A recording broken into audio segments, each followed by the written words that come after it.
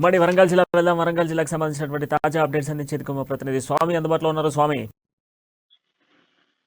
Good evening Pranay. మొత్తానికి చూసుకుంటే వరంగల్ జిల్లాని రాజకీయాలు వేడివేడిగా అయినాయి. అది కాంగ్రెస్ పార్టీలో కొనసాగుతుంది. నేతల మధ్య సయోధ్య కుదరక ఒకరిపై ఒకరు ఆరోపణలు చేసుకుంటూ ఆ, ఒక నేతను కూడా ప్రాథమిక సభ్యత్వాన్ని కూడా ఆ, రద్దు చేసినట్టు కూడా ఇవాళ ఒకరిపై ఒకరు ప్రెస్ మీట్ నిర్వహించారు. అదే విధంగా చూసుకుంటే అది ఏంటిదని మనం అనుకుంటే ఉమ్మడి వరంగల్ జిల్లాలోని ఇద్దరు తెలిసిన ముఖ్య నేతలు హన్మకొండ జిల్లా నాయని రాజేందర్ రెడ్డి జిల్లా అధ్యక్షుడిగా వివరిస్తున్నారు. అట్లే విధంగా జనగామ మాజీ జిల్లా అధ్యక్షుడు పాలకుర్తి నియోజకవర్గం నుంచి పోటీ చేసి కాంగ్రెస్ పార్టీలో ఓడిపోయిన నేతగా ఉన్నారు. అలాగే మాజీ డిప్యూటీ చైర్మన్ కూడా ఉన్నారు. అయితే అట్లా అంతేకాకుండా కూడా మొత్తానికి రాజేందర్ రెడ్డి ఇలాకలో అంటే రాజేందర్ రెడ్డి నియోజకవర్గంలోని పశ్చిమ నియోజకవర్గంలోని వచ్చి ఆయనకు వ్యతిరేకంగా నినాదాలు చేస్తూ వ్యతిరేకంగా పాదయాత్ర చేస్తూ మొత్తం పార్టీకి ఎలాంటి పార్టీ సందేహాలు లేకుండా పార్టీ అనుమతులు లేకుండా కూడా ఆయన కార్యకర్తలతోని కాజీపేట ఒక కమిటీ ప్రాథమిక కమిటీ వేసి ఆ కమిటీతోని మొత్తం పాదయాత్ర కానీ ఏదో చిన్న చిన్న కార్యక్రమాలు చేస్తున్న కార్యక్రమం కనపడుతుంది. అది